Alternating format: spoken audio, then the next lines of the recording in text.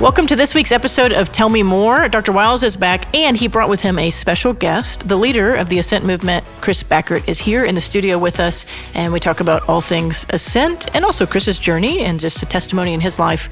It's really good. I'm really glad you're listening, and I hope you enjoy it.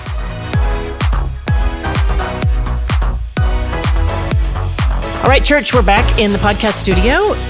You won't believe it. If you're watching, you already see it. Dennis Wiles is back.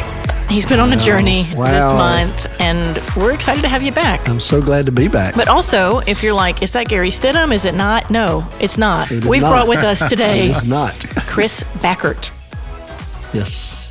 Good friend of mine. Who is Chris Backert, and why do we have him in here? Chris Backert is a colleague of mine and ours, not just mine.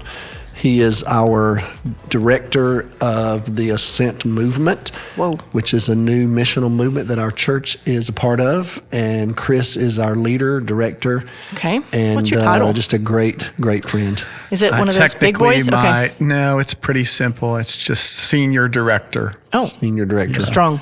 Of the Ascent Movement. Yes. Does that feel right? Amen. Okay. Yeah. AscentMovement.org.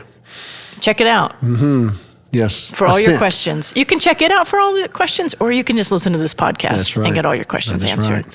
So just tweet them, and no, I'm just kidding. We're not live, but we'll figure it out. So where do you want to start, D-Dub? Well, I met Chris back in Let's start with when y'all met. 2016. We met in Atlanta, Georgia. Atlanta. Okay. And it was my second meeting of the entity that has now become known as Ascent.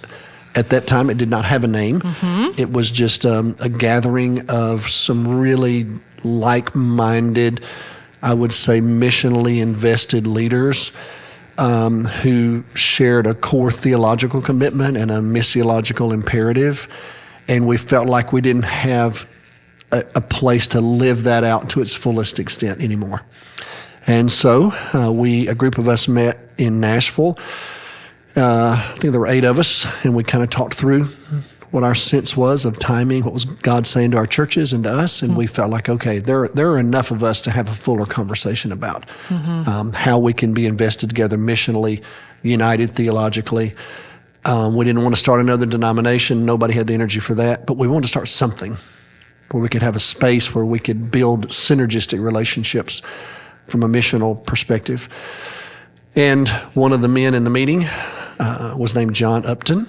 And John at the time was the executive director of the Baptist General Association of Virginia. Mm-hmm. Very innovative, creative leader. That's the BGAV? That's right, BGAV, one of the oldest conventions in America, and denominationally, and just one of my all-time just mentors. He never really mentored me personally till I got involved with Ascent. But I knew him from afar because he was the president of the Baptist World Alliance. That's where I first got to know John a little bit. He didn't get to know me, but I got to know him by watching him. Mm-hmm. And I just, even in the meeting that we had in Nashville at Belmont University, Todd Steele and I were there together from Truett Seminary and several other Texas Baptist leaders and Virginia Baptist leaders. And I just walked away from that meeting telling Todd, okay, I want to be John Upton when I grow up. Yeah, don't we all? Yeah. And so then John writes us all and says, okay, here's who we need to invite to the next meeting.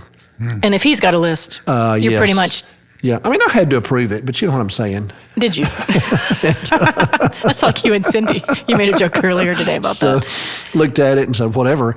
Well, Chris Backert was the first name on the list. Another guy. How does that feel, Chris, to be top of the list? I'm used to it. I'm used to it. Yeah, just because my name, B. Well, you've sold yourself short. There's nothing special about that at all. No, I get the sense that this wasn't an alphabetical list. It was Chris Backert and Jim Bauckham, another B. See, I think it was alphabetical. On that list. Okay, there might be something to this. Let's talk about it. He is pastor at Columbia Baptist in Falls Church, Virginia, and I knew Jim already. And several others. And so we had the next meeting with a broader group of folks to talk through what is the Lord saying to us and why are we hearing the Lord's voice in this. Okay, Chris, so at some point you get a call from John Upton. It sounds like one of many at this point in your life. Yes. So I've been working in some form or other with the BJV for a number of years, okay. And so when John came back from the initial meeting that happened in Belmont with just a few folks and said something's developing and we need to take a few more people, a few more minds in the room to help us flesh out, what this might be. And so one of the things that I spent time doing is I did my doctoral work at Fuller Seminary on the future of denominationalism in North America. And so John knew that these kind of conversations were of interest to me and about two other people. And so he said, I know you're one of three people that care about this, so you're available. And I know you, why don't so you come? Why don't you come to this meeting and talk with us? So, and Dennis and I had a great time. I remember very distinctly spending some time with each other after the meeting was over and going and talking about all kinds of things that evening there in Atlanta. So, So y'all hit it off. We went to a relationally. Starbucks, and you know that I don't drink coffee, but we probably spent you drink 3 hours. blended sugar. I do. he drank a lemonade of some kind. I Okay. my version of Yeah. coffee. Luke calls him a hummingbird. Yeah. Because he just live off of And if you're everywhere all I at once. remember but he you had a don't. bag of candy with him. Was it caramel? I think there was so many things Wow. in that Anyway. bag. Yeah, I had my snack bag. Had In some a Walmart Rolos, bag of candy. Yeah. Rolos, that kind of stuff. Yeah. But, if you watch him long enough, you realize we were going. We didn't know how long we would meet, but we probably met 2 or 3 hours late. And it was just we hit started it a off. friendship, yeah. Yes, One of those. That's I great. told Cindy, I said, okay, I don't know what's going to happen. I'm not sure where we're going, but I'm going to go with Chris Backert. That's what I would tell you right now. And so sounds like you also want to be Chris Backert when you grow up. Yeah, absolutely. So that started a friendship as colleagues that has now just blossomed. So that was almost 10 years ago. And Chris and I have had, I don't know how many conversations and emails and challenging each other. And we originally came up with an idea that we would create what we called a congregational mission society. And all three of those words mean something to us historically as Baptists. And so I wrote a white paper about that, and Chris contributed to it as well. And then as time wore on, we decided, okay, that's not really what we're trying to establish. There's something else that we want to put together. And so one of the challenges we faced was that those of us who were a part of the leadership of the movement that had been around a while realized that what we felt like we needed to start, none of us knew how to start. We needed a different kind of leader, someone who was younger, more nimble in their leadership style, and who had the ability to build something that had enough structure without so much structure and hierarchical management that it would snuff out what we really knew we wanted. And we all realized none of us know how to do that. We only know what we know. Which is denominational life, right? I mean, and you came up in it. Cut our teeth on, and that's what we know. And Chris stayed in the conversations, and we were just like, okay, if this thing really materializes, and Whatever we it is. actually put something together, it's not a new denomination. It's more of a movement, a network, a synergistic space for us. We were in agreement. Chris Backert needs to be the one who leads it and develops it for us. How's that feel, Chris? Well, it's humbling to be asked by these many fine folks to try to step into that space. But when the time came for them to ask me, it was the right time, and I knew it was of the Lord, because I've started a lot of things in my life and in my ministry. I've started churches, I've started a number of nonprofits and other networks. And there came a time, probably about, 2017 or so, jokingly, my wife told me, she said, if you start anything else, I'm going to leave you. And then the phone rings? She was kidding, but serious. And yet when this came and I told her about it, she said to me, you have to do this, right? You have to do this. And that was a real sign from the Lord that I needed. Yeah, maybe to the say, one you needed, yes. right? Yeah. He was working all that. Yeah. In fact, it's funny because Chris, we had talked to Chris, we made the offer to Chris. We put together we've had a council for I don't know how long. Chris, I'm not sure how long we've had it.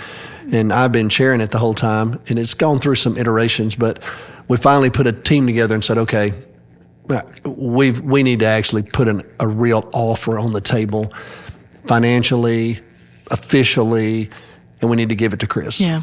So we put that together, gave the offer to Chris, and so we kind of all agreed with each other. If Chris Backert calls you, you tell him you have to do this, okay? And you phrase it the way you need to phrase it, but this is the thing. Yeah, your advice is take it. Please do this. And so I think Chris actually went to Balcom's house to talk about it. I did, yeah. And, Chris lives in Pennsylvania, so it was a long way from me. So I'm actually at a funeral down in Midlothian. And we're probably maybe 25 minutes before the funeral starts. I can't remember now. But I mean, there's a lot happening all around me there. I look down, my phone rings, and it's Backert. And I just told Cindy, I said, I have to take this call. And Cindy looks around like, we're getting ready to start the funeral. And I was like, I have made a group pinky promise. We're going to do this. Backert. Yeah. I'm like, hey, man, what's going on? And so he's like, okay, Wiles, are y'all seriously going to do this? Is this? And I was like, yes, we're doing it. And you have to lead it. And so we had a good conversation.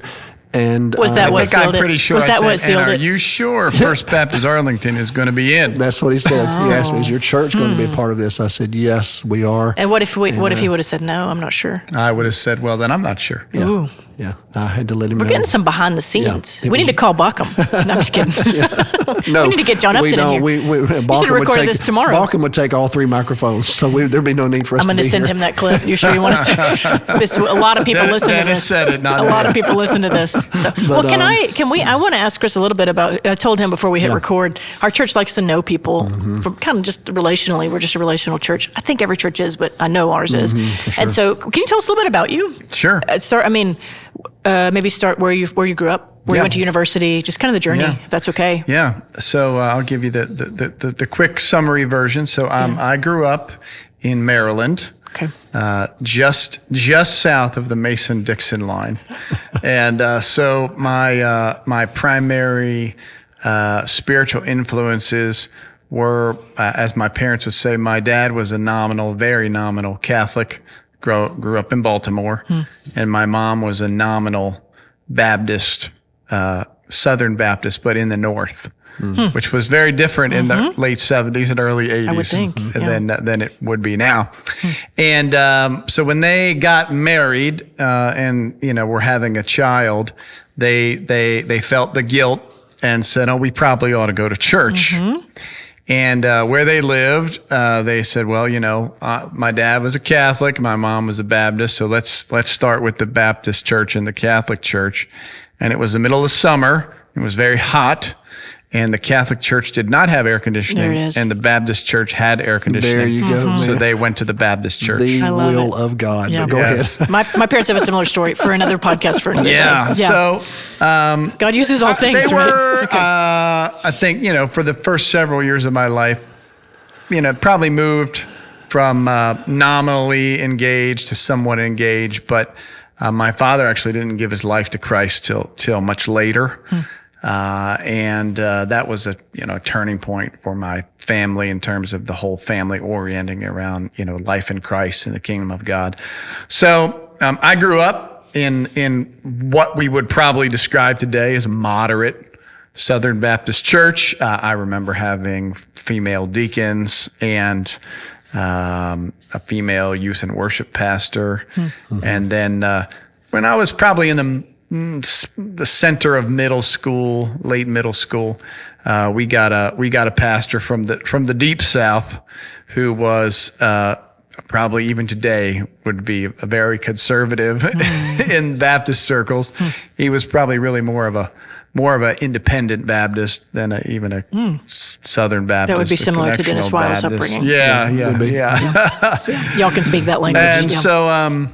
But, I had a great church experience. Near the end of my senior year, I was on a youth retreat, and the Lord spoke to me.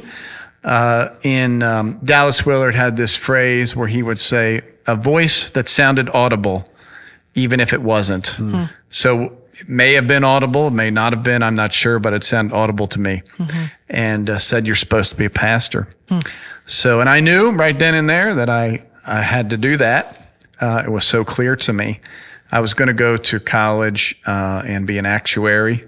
And I had a couple of basketball scholarship offers. And at that moment, I knew that I couldn't do those.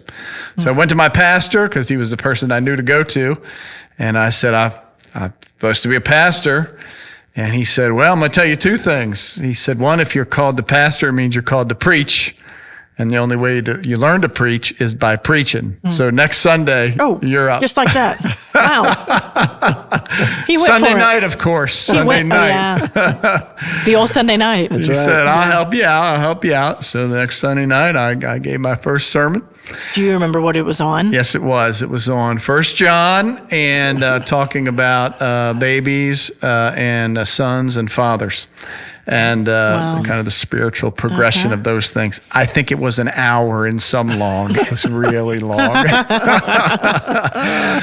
And then he told me, he said, the Lord can teach you all you need to know, but it'll take a long time. So maybe you should go to Bible school. It'll take less time. All right.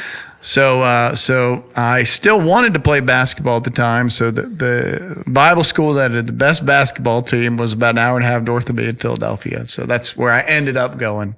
What's the name of that school? At the time I went there, it was called Philadelphia College of Bible.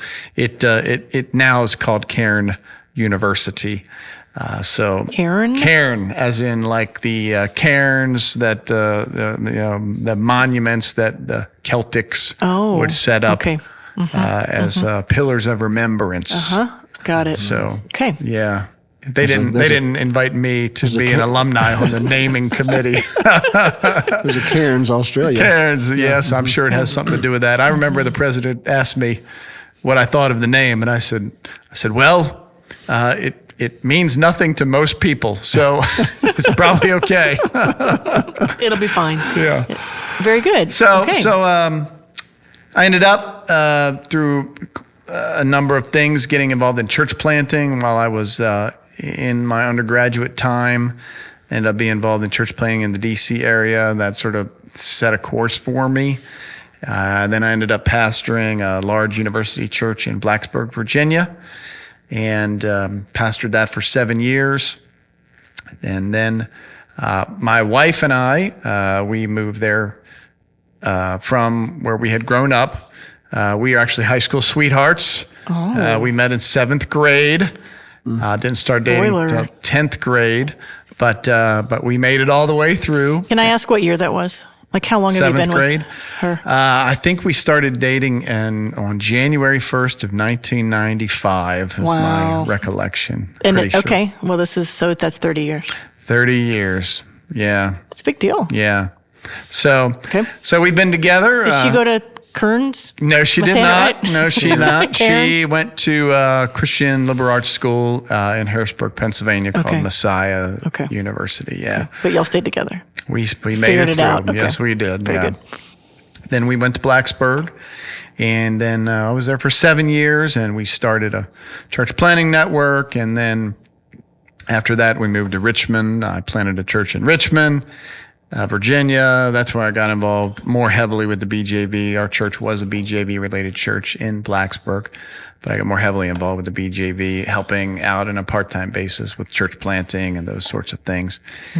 And eventually that turned into starting Fresh Expressions in North America. And eventually I passed off the church we started, and then my wife said, can we move closer to our extended family? And it was doable. So we moved back north to Pennsylvania, since I was doing more translocal kinds of work at that point in time. So, and along the way, that's how I got to meet all these fine people like Dennis through being involved with the BJV and starting Fresh Expressions. And many of the people today that are involved in Ascent in some form are people that I somehow met through the years of leading Fresh Expressions and the church planting network that I started. And I don't know how much we talked about Fresh Expressions in here. If you could summarize it, I can take a stab, but you'd do a better job, Chris. Yeah, I mean the real epicenter and heart of Fresh Expressions asked the question, what are we going to do about all the people that are never going to show up to church as we know it, no matter how good church as we know it is? Yeah, they just won't walk into They're a just traditional not going to come in. established. Yep. It could be that they work at all the times that we meet, right? So, 97% of all churches meet at the same time. At least a third of all people work during that time. And so even for those willing, the predefined time that most churches meet, it rules them out. Sunday rules them out, right? So that doesn't include, of course, people who, work overnight and maybe work Saturday evenings and just not going to get up in the morning. Yeah. So the whole idea is, what are we going to do about all the people that are never going to show up as we know it? And part of the missiology of Fresh Expressions is to say that we can take the things that we've learned in the global mission work of God in terms of starting new communities of faith indigenous to various groups of people, but we can actually do those things alongside, interrelated to existing congregations here in the West. And so I had a wonderful journey with a great team over 15 years of starting Fresh Expressions in North America and seeing literally thousands of those kinds of communities of faith started and new people finding life in Jesus through them. So that's great. I'm glad that I didn't try to take a stab at that definition. Yeah, and he was the national director of Fresh Expressions. Right. And did you hand it off to Gannon? No, Shannon. Shannon. So Gannon wasn't the head? Gannon was on our team for a number of years before he took a role here as senior pastor of Gannon and Temple. Carrie Sims are now at Cliff Temple in South Dallas. Yep. Friends of ours. Friends of the church. I mean, we have a lot of connectedness with them. They're great people. So my right-hand person, her name's Shannon Kaiser. Yeah, we know Shannon as well. Is in charge of Fresh Expressions. In fact, when the Ascent team asked me to consider taking this role, I jokingly said there are two women that I have to say yes to this.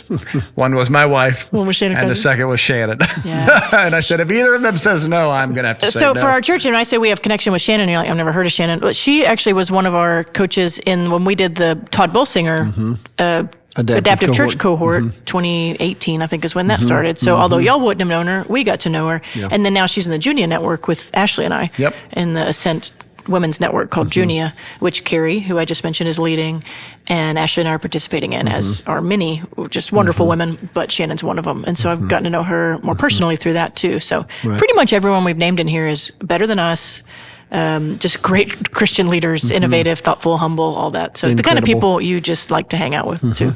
So anyway, there's my Ascent endorsement that you didn't need. And you have children, Chris. I have two kids. I have a 15-year-old daughter named Eliana. Okay. A 13-year-old son named Jace. Both of my children's names are derived from Hebrew. My daughter's name means the Lord answers, and my son's name means the Lord saves. And both of them are named of that because the Lord removed a cancerous situation from my life when I was 29. And so when my wife and I had our children, we wanted to give praise and honor to our Father for acting that way in our life and family. And so there were a lot of names we considered, but in the end, we chose two names as a memorial to God's faithfulness to us. That's awesome. Yeah. That's great. And Chris, I would say he challenges us. Chris is spiritually, he carries a certain tenor, I guess is what I would call it. He's a strong believer in miracles and I was going to say, what do you God's see? Presence. Okay. And so Chris reminds us all the time that we don't have to live with things as they are. And he's a living testimony of that. And even with his son, we've had prayers over his son in recent years, and we've just watched God. He has numerous stories, but just how God will speak to his wife or will speak to him about something the Lord is going to do. And then we'll join them in that journey of prayer. And then Chris has been able to give testimonies of how God has just answered those prayers in very, very, I would say, unique and unmistakably clear ways that only God is probably what I'd say could do that. Like Yeah. the last one with your son.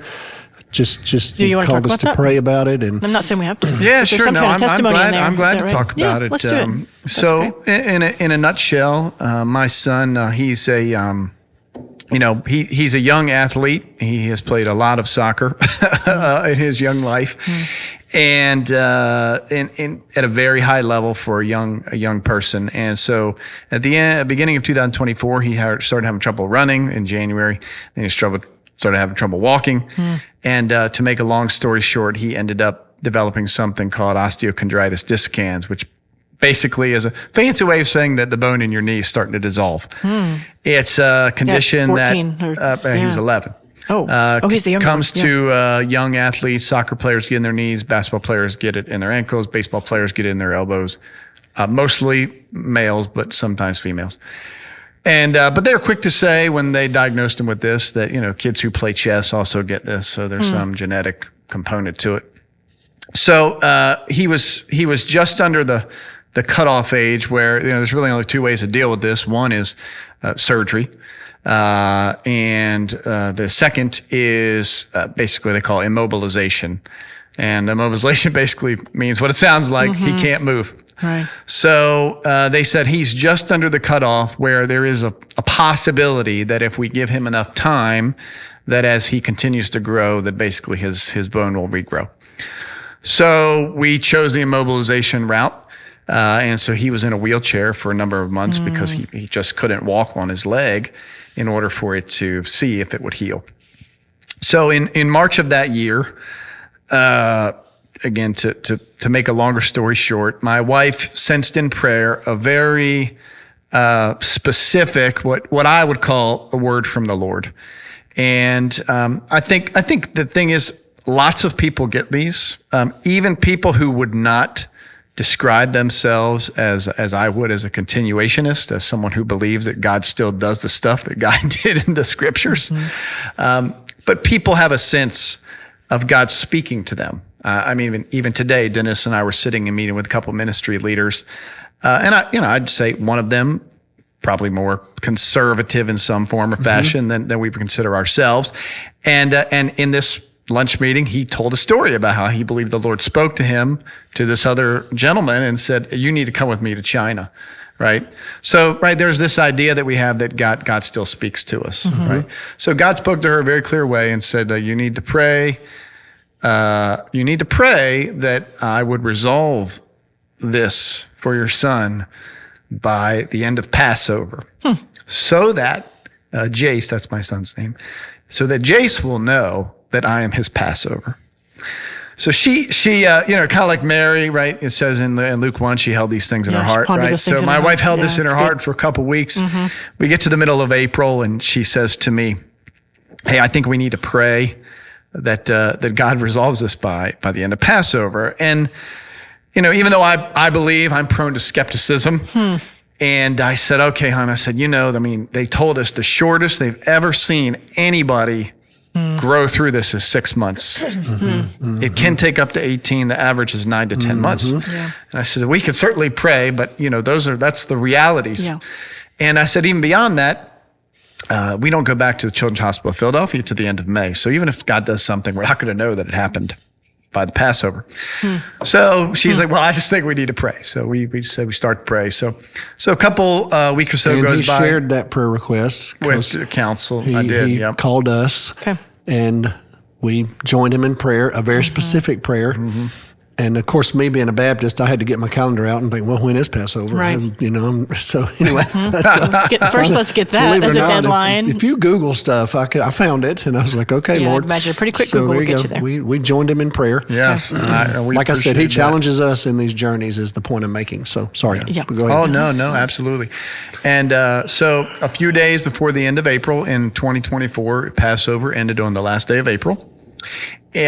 We got a series of circumstances began to occur where basically the first one being my son had to get these scans they were supposed to get at the end of May, at the end of April. And they sort of fell in a line. About 7 things had to occur. So all these things occurred. And we get to the last day of April, and I go to pick up the scans for my son.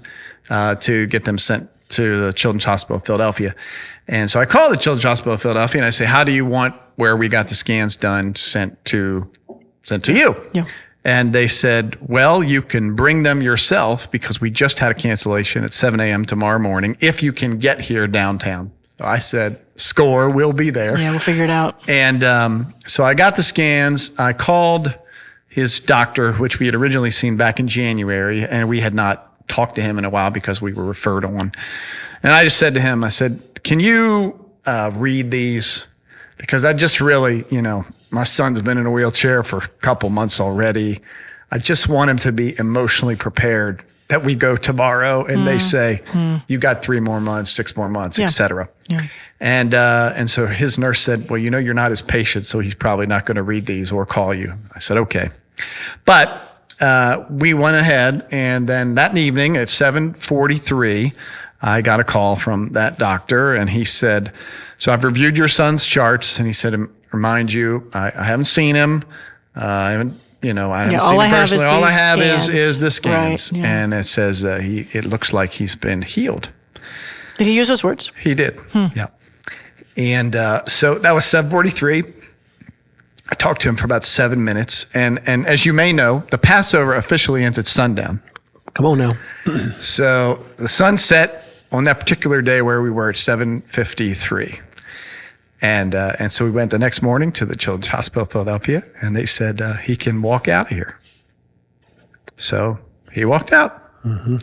And so obviously I share that mainly to say that that's just an example, one of several in which God has acted in our life. And I mainly lift it up for people to say, when I read the book of Acts, I simply, as a plain face value reading, right? Mm-hmm. So I know, I was schooled in the sort of Dallas Seminary method of interpretation, mm-hmm. which is you read it as it is, first mm-hmm. and foremost. Mm-hmm. And oddly enough, when folks in that tradition read it as it is, they don't. They don't read it as it is. And so when I read the book of Acts and the other stories in the New Testament, I just simply look and say, God does stuff. God does stuff that doesn't make sense.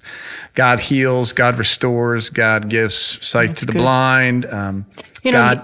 We've kind of confessed to ourselves here that we believe all those things, but functionally we sometimes don't. Mm-hmm. But we would say we're not cessationalists. We're not cessationists, no. We believe mm-hmm. that God does and of can course. And will and is active in doing all these things, but functionally, day to day, we just shut it down. Yeah. It's hard for us to stay in that world. And that's why I wanted him to tell that story, because that to me gives you some insight into who Chris is and mm-hmm. one of the reasons that we so trust him to lead this movement, because in these moments where it's always been true, but I would say right now in particular, mm-hmm. the Spirit of God just seems to be at work missiologically, and he is, of course, the missiologist, by the way.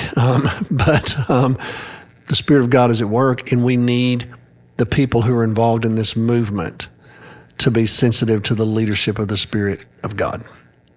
And so that's mm-hmm. one of Chris has a lot of qualifications. Mm-hmm. You just heard he's got a doctorate in the future of denominationalism in America. And mm-hmm. this movement is right in the heart mm-hmm. of that conversation. Mm-hmm.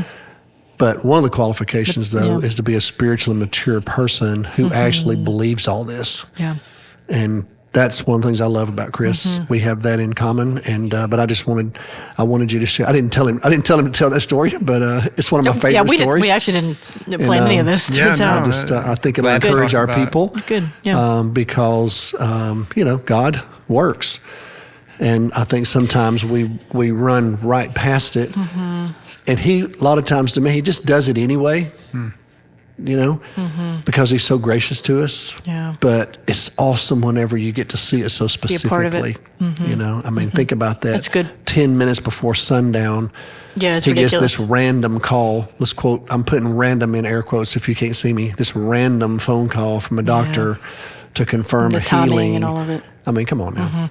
Mm-hmm. Brennan Manning talks about in Ragamuffin Gospel what the French yell out at Easter, which is in French, I don't know, but in English, it's the love of God is folly. It's foolish. The love of God is foolish, which just means it's just poured out. Mm-hmm. It's just lavish. It's silly almost. Mm-hmm.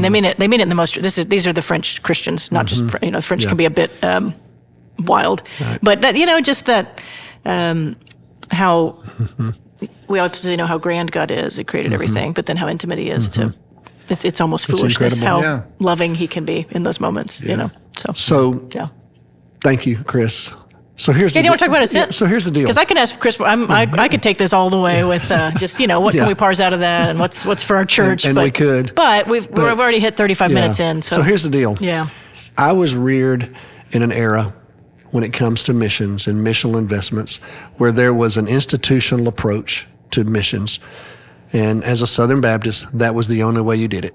This is just how you do it. If you have people in your church that feel called anyway to missions in any form or fashion, you hand them off to a professional group of folks. A trusted institution that's going to take care of them from there. Right. We pray for them. We support it financially, those kinds of things. But along the way, for a million reasons, that particular approach disintegrated in some ways at some levels. It's still available to us today, but it now exists in an incredibly different context. And so now what's happened is the Lord has awakened the church, in my opinion, local churches. While that method still exists, there now are just so many other ways for us to determine how we personally respond to the Great Commission.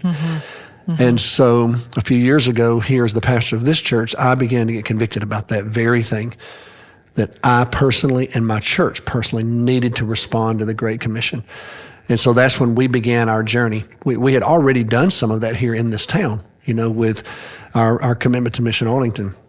It's a very personal response to the Great Commission in our own community, but we hadn't done that globally. And so we began that journey globally.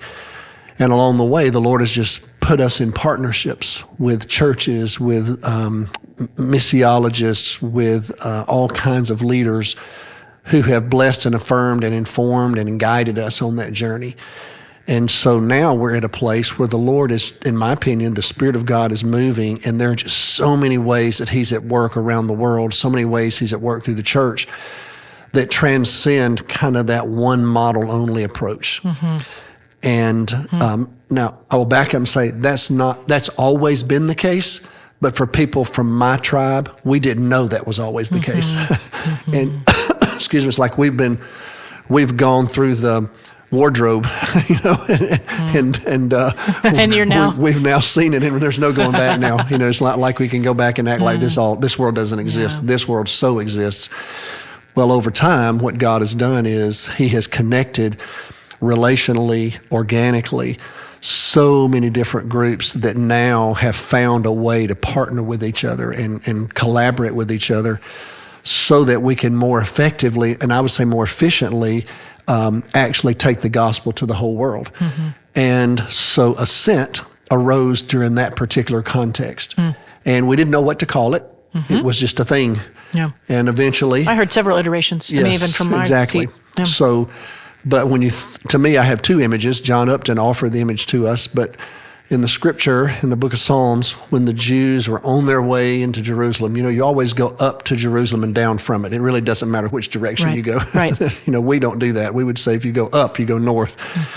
To the Jews in that era, it didn't matter which direction you came from. You go up. You ascend into Jerusalem. And those of you that have been to Jerusalem, you know that. You have to ascend the Temple Mount. So you sing together these psalms of ascent. You prepare yourself to be in the presence of God. You don't just strut into the presence of God. That's not how it works. You prepare yourself. But not only that, when Jesus left this world, He ascends to the Father, and He leaves the church with a role to play at His ascension prior to His return. And so both of those images are there for me. So we named this movement Ascent so that we realize that we're not on our own doing this. We have to prepare ourselves. We have to be humble before the Lord. We got to be Spirit-led. But we also have a job assignment that was given to us at Christ's ascension Himself. And so this movement now has become this gathering space that's synergistically connected, where those of us who've joined, we basically have just brought everything we have to it. And we're sharing it so that we don't have to recreate things and we don't have to build a new denomination. We're not going to do that. That's not what's going to happen. We're going to facilitate a movement. And we've recognized that we live in a context, though, and we're in North America, and we're burdened for North America. We're burdened for the lostness of North America. And so we have felt called to re-evangelize, to replant the gospel throughout North America. And hopefully that sense of renewal in North America will encourage the North American church, if you will, to take its proper seat at the global table for the global family of Christ. Because there's so many resources here, but there's so much brokenness. And, so the incredible thing that's happened is there have just been hosts of people who, and we also have decided we're not going to organize ourselves around some kind of polity, some kind of denominational connection. It's really going to be built around our common theological commitments and our missiological imperative, which is so refreshing because it just makes it so much more free. And so we have found hosts of people that we would have, historically, I would have never partnered with to be involved in mission. I just never would have done it because I had a way to do it. And this now has opened up a new vista for people like me to be connected to people from all kinds of denominational settings, some of them non-denominational settings, but who believe in this kind of centrist space theologically and feel called missiologically to join together and collaborate with others to truly address what needs to happen in North America. And it has just energized those of us who are part of it. And so I'm honored to be a part of it. First Baptist Arlington supports Ascent financially. It is one of our main partners. It is our North American partner. This is who we're going to work through. We're about to send a team next week to Canada because of our connection now to this ministry in Montreal. We're hosting the Ascent Council this very week. Yeah, that's why Chris is here. That's why Chris is here. I don't know if we led with We've that. got leaders from across North America that'll be on our campus for the next 2 or 3 days. And God just has his hand on this movement. I'm convinced of it. And our national, our continental, if you will, launch takes place next March in Virginia. And so we're pretty excited about that. So that's kind of my take on it. And Chris now is leading that for us. And it's just a great, I hate to say it's a fun thing because that sounds too trite. But what I mean is there's just great joy in it, you know, and we love each other. And we're not angry about anything. We're not reacting against anything. We're responding to a moment. That's what I'd say. So yeah, and I'll just comment on that because I think the joy part is what's really important. And in fact, the theme of our kind of public launch is a hopeful witness for a joyful church. And I think that as we discerned, trying to label what is this, what do we want to say when we now say, hey, we're sort of fully operational and open. And I think that what is so missing in our cultural context right now is joy. Joy is, I believe, part of the missiological key to the proliferation of the gospel. And I think if you were to look at the predominant expressions of the church in North America, and the fact that so many of them are what I call, they're politically captivated or captured, meaning that their attention is drawn to what's happening in the very dominant political realities of our time, and they therefore respond to those things as if that's how where they should take their cues from. So I find that many times they're captivated by those things. And but what is lacking in all of that is really joy. There's really a lack of joy. And I think that's what people are missing, wanting, needing. And so our theme is a hopeful witness for a joyful church, because that's part of what we need to show forth at this time. And we're excited about it. And we'll be making plans this week for the launch in March. But we have quite a lineup of people that are going to help guide us, inspire us when we come together in March in Virginia. You going to tease it? Well, it's people like Beth Moore. Will be one of our speakers. She new, up and coming? Don't really know much about. We're working with her. Oh, okay. Charlie Dates, who may be one of the most influential preachers in North America in the English language, I would say. He just preached at Truett Seminary the other day. He preached at the Baptist World Alliance in Australia. Good. Pastors 2 very prominent churches in Chicago at the same time. Yep. Julio Guarneri, who may be one of the leading Hispanic leaders in evangelical Christianity in North America. He is the executive director of the largest convention of churches in North America, the BGCT, and he's one of our speakers. I think Ed Stetzer is going to be one of our speakers, who's very well known in our circles. It's quite a lineup. Yeah, you got some pretty good names. And then just the fellowship in the community and the joy, as Chris said, it's not a denominational gathering. It's not a place to come together and argue over whether or not we believe in X, Y, or Z. That's not what this is. It's a celebration of what we already know we all believe and an answer to the commission that the Lord has given us. And so it just has such a different feel to it. And I'm really, really excited about going.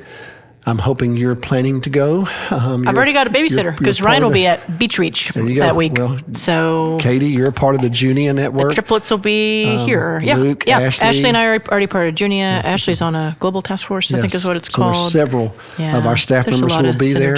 And like I said, our church has chosen Ascent as our main North American partner.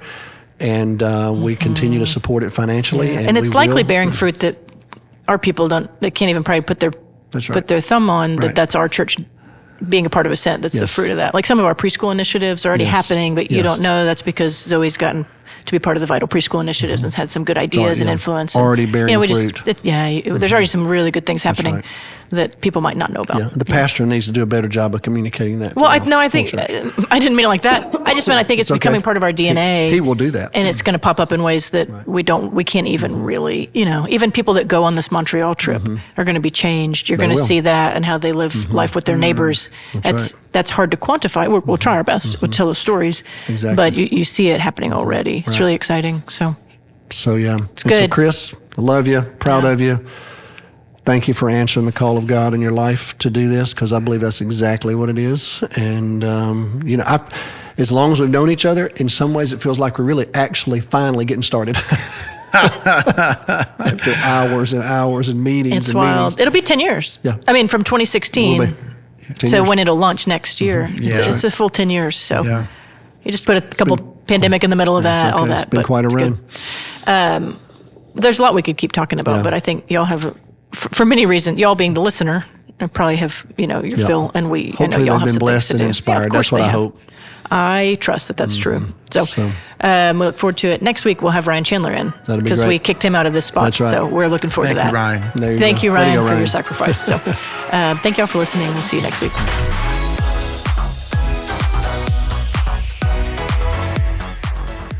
Thanks for listening to the Tell Me More podcast today. You can subscribe to this podcast on your app of choice, or you can visit us at fbca.org to find out more information about the podcast and our church. Thanks for listening. Have a good day.